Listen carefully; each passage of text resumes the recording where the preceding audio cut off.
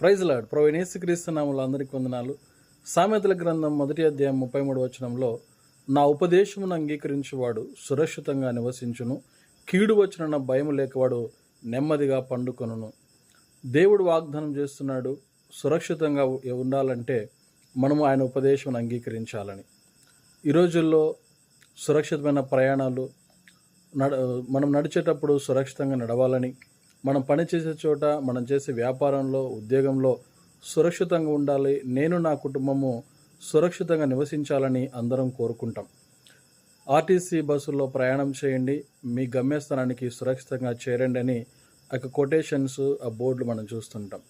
ఈ రోజుల్లో మనం చూసినట్లయితే ఈ మధ్య కాలంలో ఎక్కువ యాక్సిడెంట్స్ జరుగుతున్నాయి. ప్రమాదాలు ప్రైవేట్ ట్రావెల్స్లో అయినా, గవర్నమెంట్ ట్రావెల్స్ అంటే ఆర్టీసీ బస్సులు వెళ్ళినా సురక్షితము అనే పదము మనము చూడలేకపోతున్నాం. చాలామంది చనిపోతున్నారు వాహనాలు ఢీకొట్టుకోవడం వల్ల. కొన్ని వాహనాలు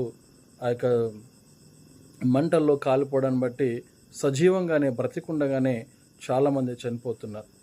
ఎవరు సురక్షితంగా ఉంటారంటే ఆయన ఉపదేశం అంగీకరించి వారు సురక్షితంగా నివసించుదరని బైబిల్ గ్రంథం సెలవిస్తోంది. ఆయన వాక్యాన్ని అనుసరించేవారిగా, వాక్యానుసారంగా మనం జీవించినప్పుడు సురక్షితంగా నివసిస్తాం. అలానే యెహోవా నా బలము, నా దుర్గము, నీతిమంతుడు అందులో ప్రవేశించి సురక్షితంగా నివసించును. ఆయన బలమైన నామము, ఆయన దుర్గము కింద ఎవరైతే ఉంటారో నీతిమంతుడు అందులోనికి ప్రవేశిస్తాడు. అందులోని ప్రవేశించి సురక్షితంగా నివసిస్తారని బైబిల్ సెలవిస్తూ ఉంది.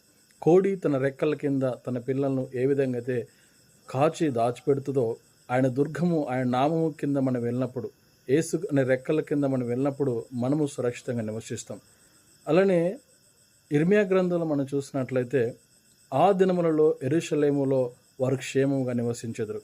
ఆ పై వచనాలు చూస్తే ఇశ్రాయేల్ ప్రజలు చేసిన దోషాన్ని బట్టి, వారు చేసిన తిరుగుబాటును బట్టి, వారు చేసిన పాపాన్ని బట్టి చెరలోనికి వెళ్ళిపోయారు. యెరూషలేము ప్రాంతంలో మనుషులు, అలానే జంతువులు, మనుషు జాడ లేకపోయింది. కారణము చేసిన పాపాన్ని బట్టి దేవుడు వారిని శిక్షకు అప్పగించాడు. వారు చెరలోనికి వెళ్ళిపోయారు. మీరు మీ పాపాలు ఒప్పుకొని విడిచిపెట్టి రండి, నేను మీ తిరుగుబాటును, మీ దోషములను, మీ పాపలను క్షమిస్తాను, యెరూషలేములో మీరు క్షేమంగా నివసిస్తారు. మనము క్షేమంగా నివసించాలంటే ఆయన ఉపదేశాన్ని అంగీకరించే వారిగా ఉండాలి.